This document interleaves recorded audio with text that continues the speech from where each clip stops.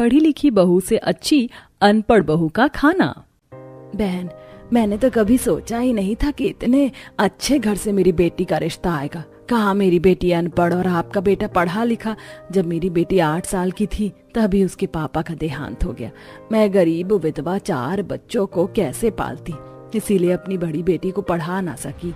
पर मेरी बेटी को खाना बनाना, रसोई संभालना, घर संभालना, सिलाई का काम करना सब आता है। बहन दुखी क्यों होती हो? हमें ऐसी बहू चाहिए जो हमारा घर संभाल सके। हमें कौन सा अपनी बहू से काम करवाना है जो हमें पढ़ी लिखी बहू चाहिए। हमें तो बस संस्कारी बहू चाहिए। और मुझे भी अपनी होने वाली भाभी बहुत पसंद है। मुझे तो बस अब उस दिन का इंतजार है जब मेरी भाभी हमारे घर आएंगी। इस तरह शांति अपने बेटे पवन का रिश्ता सिमरन से करके घर जाती है और जैसे ही पूरा परिवार गाड़ी से उतरता है उसकी पड़ोसन सुमित्रा आकर उससे कहती है, भाई साहब, आपको अपनी होने वाली बहू कैसे लगी?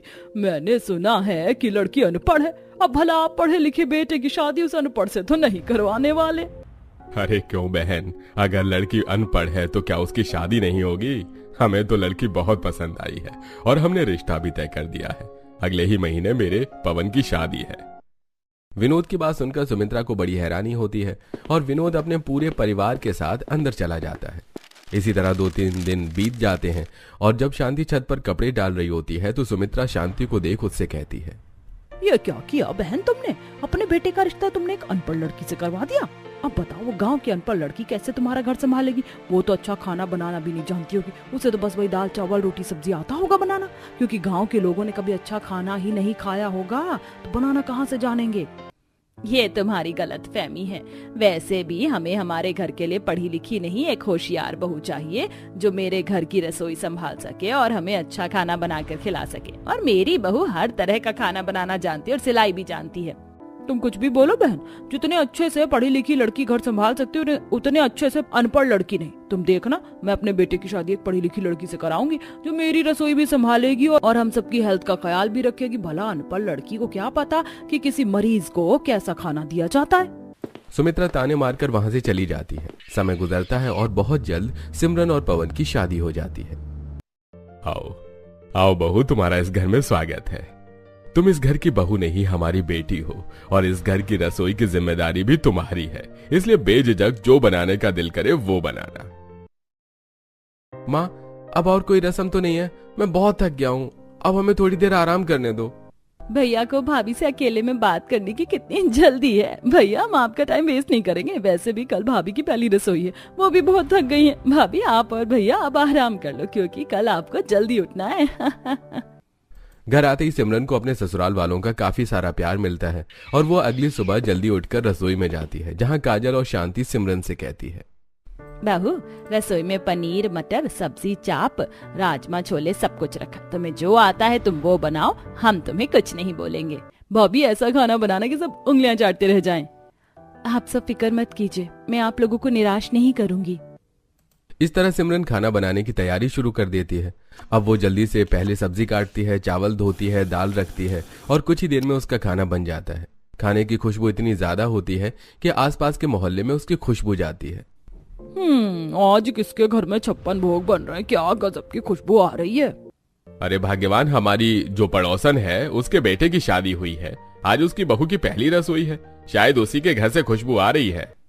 जो भी कहो, क्या खुशबू आ रही है। लगता है उनकी अनपढ़ बहू खाना बनाना बहुत अच्छे से जानती है। अरे अनपढ़ लोग क्या ही अच्छे से खाना बनाना जानते होंगे। ना उसे फोन चलाना आता है, ना यूट्यूब, ना कोई रेसिपी बुक पढ़ सकती है नहीं। और गांव के अनपढ़ गंवार लोग 56 भोग नहीं खाया करते। सुमित्रा की बातें सुनकर अब कोई कुछ नहीं कहता और चुपचाप सब खाना खाकर काम पर चले जाते हैं। इसी तरह 2 से 3 दिन बीत जाते हैं। अब जब भी सिमरन घर में खाना बनाती तो उसके खाने की खुशबू पूरे मोहल्ले में जाती। ऐसे ही एक दिन शांति, सुमित्रा और पड़ोस की कुछ औरतें गली में सब्जी ले रही होती हैं और शाम के वक्त सिमरन की खिड़की से खाने की खुशबू आती है। शांति बहन, लगता है आज तुम्हारी बहू दम आलू बना रही। क्या खुशबू आ रही है। शोभा बहन, तुम्हारी तो सुअर की नाक है क्या?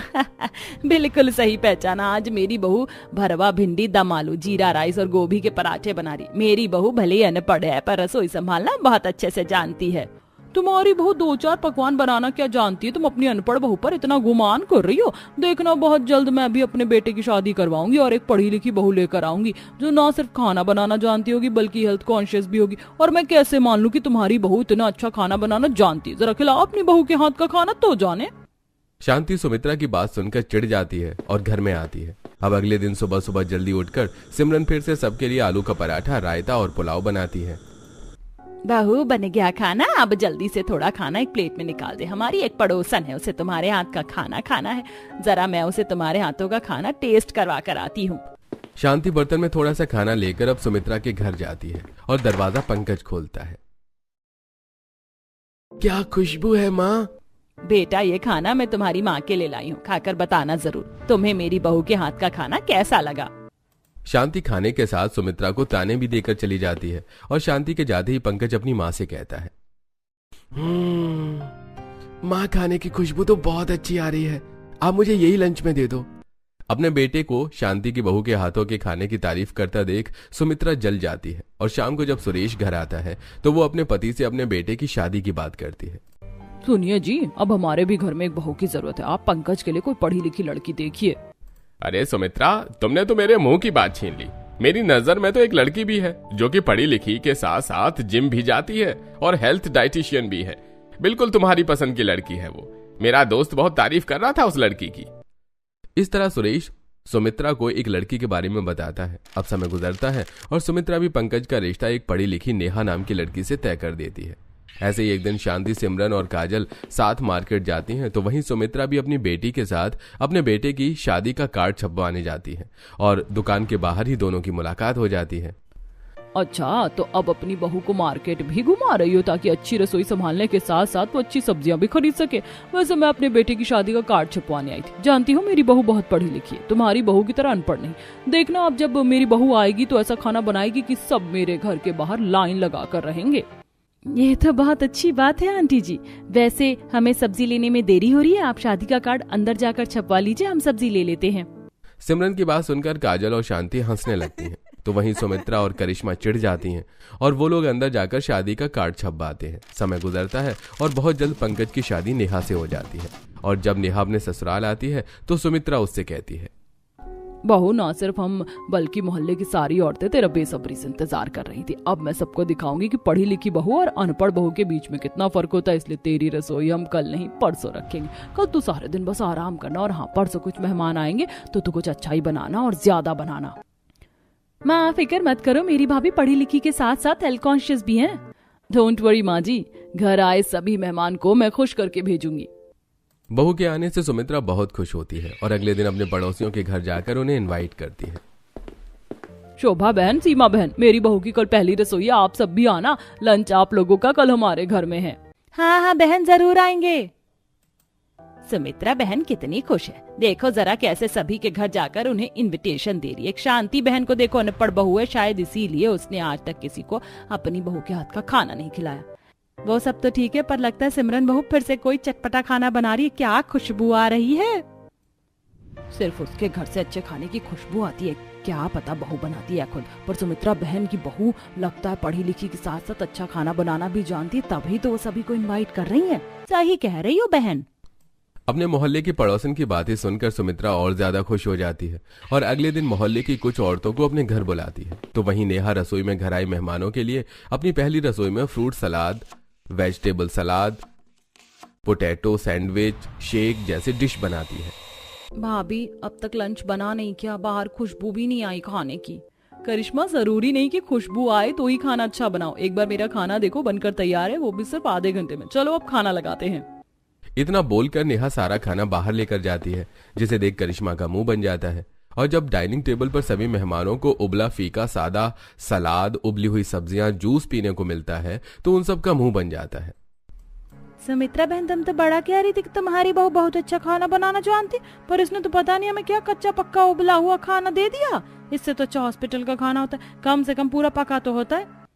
आंटी, लगता है आपके घर में कोई जिम नहीं जाता, इसलिए आपको नहीं पता हेल्दी खाने के बारे में। पर ऐसा खाना खाने से आपका मोटापा नहीं बढ़ता। एक बार आप अपना मोटापा देखिए, इससे शरीर का फैट नहीं बढ़ता, हार्ट बीट भी कंट्रोल रहती है। ये खाना बहुत हेल्दी है। और क्योंकि मेरी सास को बीपी की दिक्कत है, तो उनके लिए तो मैं ऐसा ही खाना प्रेफर करूंगी। अगर वो तेज तेल मसाले वाली चीज खाएंगी तो उनको दिक्कतें हो सकती हैं। मेरी बहू को किसी की नजर ना लगे, देखा इसे कहते पढ़ी लिखी बहू। ऐसा खाना तुम लोगों ने कभी देखा भी नहीं होगा जो आज मेरी बहू की बदौलत खाने को मिल रहा है। सही बोल रही है बहन, आज से पहले ऐसा खाना तो हमने कभी नहीं खाया। अब सभी मुंह बनाकर खाना खाते हैं और कुछ देर बाद सभी मेहमान अपने अपने घर चले जाते हैं और नेहा जिम जाती है और 1 घंटे जिम करके प्रोटीन शेक पीती हुई घर आती है। अब अगले दिन जहां सिमरन अपनी रसोई में सोया चाप, चिली मंचूरियन और फ्राइड राइस बना रही होती है, तो वहीं आज भी नेहा खाने में ब्रेड, जैम, उबले हुए चना, चाट और उपमा बनाती है। जहां हमेशा की तरह आज भी सिमरन की रसोई में पूरे मोहल्ले में खुशबू फैल जाती है, तो वहीं नेहा के घर से खाने की खुशबू ही नहीं आती। अरे बहू, आज भी तुम हमें यही फीका सादा उबला हुआ खाना दे रही हो। जिम तुम करती हो, डाइट की जरूरत तुम्हें है। हम बूढ़ों को तो रोटी चावल ही पसंद है, वो भी देसी घी के तड़के के साथ। पापा जी, हेल्थ के लिए ऐसी चीज बिल्कुल अच्छी नहीं है। अब मैं आ गई हूँ ना, मैं रखूंगी आप लोगों के हेल्थ का ख्याल। आपको भी शुगर है, इसलिए चावल तो आपके लिए बिल्कुल भी अच्छा नहीं है। और काजल, तुम्हें अगर हमेशा फिट रहना है तो मेरे साथ सुबह उठकर जिम करो, एक्सरसाइज करो और मेरी तरह इस तरह का फूड खाओ। देख लो माँ, ज्यादा पढ़ी लिखी बहू लाने का अंजाम। वैसे मैं ये खाना नहीं खा सकता क्योंकि आज मेरा खाना ऑफिस की तरफ से है, तो मैं तो चलता हूँ। फिर से उबला हुआ खाना देखकर पंकज बहाने बनाकर ऑफिस चला जाता है और पूरा परिवार मुंह बनाकर वही खाना खाता है। तो वहीं सीमा चीनी लेने के बहाने सिमरन के घर जाती है और खाने की खुशबू सूंघते हुए शांति से कहती है, क्या खुशबू आ रही है। मैं तो तुम्हारी बहू के खाने की खुशबू सुनकर ऐसी दीवानी हो रही है जैसे मोटू समोसे के लिए पागल होता है। हाँ, ये खुशबू। आंटी जी, मेरी बीवी खाना ही इतना अच्छा बनाती है कि हर कोई बस खुशबू खुशबू करता रह जाता है। वैसे आप क्यों कटोरा लेकर आई हैं? अरे, मेरे घर में चीनी चाय पत्ती खत्म हो गई। तुम्हारे अंकल गए लेने के लिए, पर चाय की तलब हो रही, तो सोचा कि थोड़ी सी चीनी चाय पत्ती आकर तुमसे ले लूं। पर अब लग रहा है कि अगर थोड़े से कोफ्ते मुझे भी मिल जाते तो मैं भी तुम्हारे बहू के हाथों का थोड़ा खाना टेस्ट कर पाती। हाँ हाँ, क्यों नहीं, मैं अभी रसोई से लेकर आती हूँ। शांति अब रसोई में जाती है जहाँ सिमरन गोल गोल रोटियां बना रही होती है। अब वो एक कटोरे में चीनी चाय पत्ती और दूसरे कटोरे में थोड़े से कोफ्ते ले जाकर सीमा को थमा देती है। समय गुजरता है और एक दिन सुमित्रा और शांति दोनों ही अपने परिवार के साथ एक ही रेस्टोरेंट में जाते हैं, जहां सिमरन मेन्यू से देखकर chilli potato, pastry, hot dog, croissant, Hakka noodles मंगवाती है। तो वहीं नेहा सभी के लिए बादाम से मिल्क शेक और salmon salad wrap, roasted vegetables order करती है। नेहा, तुमने रेस्टोरेंट में भी ये सारी डिश ऑर्डर करी हैं हमारे लिए? हाँ, क्योंकि मुझे आप सबकी हेल्थ की बहुत परवाह है। आप लोग जिम तो जाते नहीं है, ना ही एक्सरसाइज करते हो, ना ही रनिंग, इसलिए आपके खाने का ख्याल तो मुझे ही रखना पड़ेगा।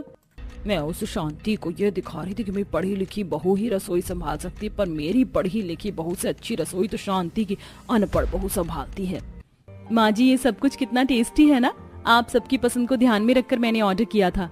माँ, जरा उधर देखो, हमारी पड़ोसन अपनी पढ़ी लिखी बहू के साथ कैसे उबला हुआ खाना खा रहे हैं मुंह बनाकर। अब इसी तरह आए दिन सिमरन की रसोई से अलग अलग पकवान की खुशबू आती है और आसपास के लोग किसी न किसी बहाने उसके घर आते और खाना मांगते। तो वहीं हर रोज फीका हल्का उबला हुआ खाना खाकर सुमित्रा का परिवार परेशान हो जाता है। ऐसे ही एक दिन जब नेहा बालकनी पर जिम कर रही होती है, तभी सुमित्रा उसके पास जाती है। बहू, मैं जानती हूँ तू बहुत हेल्थ कॉन्शियस है। एक्सरसाइज करना, जिम जाना, रनिंग करना, फीका उबला हुआ कम तेल मसाले वाला खाना खाने की तुझे आदत है, पर हमें नहीं। मुंह का स्वाद चला गया। आज तू थोड़े चटपटे मसालेदार सब्जी और पराठे बना दे। माँ जी, बस इतनी सी बात। मुझे आप लोगों के हेल्थ के साथ आप लोगों की इच्छा की भी परवाह है। 10 मिनट दीजिए, एक्सरसाइज खत्म करके आज मैं आप लोगों के लिए बढ़िया सा पराठा बनाकर लाती हूँ। अपनी बहू की बात सुनकर सुमित्रा बहुत खुश होती है और नेहा रसोई में जाकर कुछ बीट रूट कद्दूकस करती है और बिना उसमें तेल घी लगाए बीट रूट का पराठा बनाती है। और जब पूरा परिवार खाने के लिए बैठता है तो 1 चम्मच मक्खन लेकर वो सभी पराठे में लगा देती है।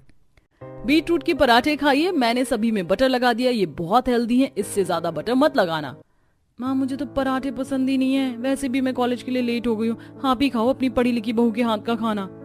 बहू, मैंने सोचा था पढ़ी लिखी बहू लाऊंगी तो नूडल्स, मंचूरियन, पिज्जा, बर्गर जैसी डिश खाऊंगी, पर हेल्थ के नाम पर हर रोज फ्री का खिलाकर तू हमारी इच्छाओं को मार रही है।